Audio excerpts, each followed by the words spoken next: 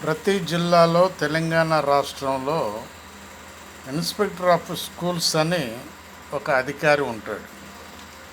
ఆ అధికారికి ఆ జిల్లాలో ఎన్ని స్కూల్స్ ఉన్నాయి, వాటి స్ట్రెంగ్త్ ఎంత, టీచర్స్ ఎంతమంది అనేటటువంటి లెక్క కూడా ఉంటుంది.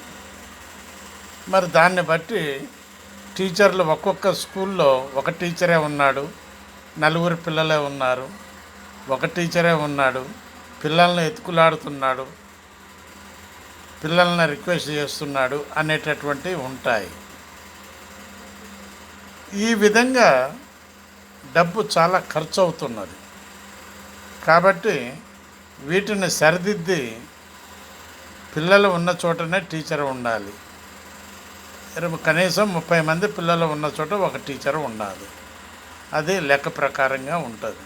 అంతేగాని తెలంగాణ రాష్ట్రంలో మిగులు డబ్బు లేదు, మిగులు బడ్జెట్ లేదు.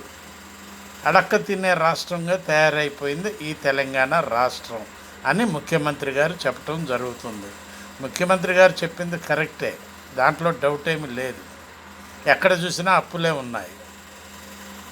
ఈ అప్పులకి మోక్షం ఎప్పుడు వస్తుందో ఏమో అని ప్రజలు ఎదురు చూస్తున్నారు.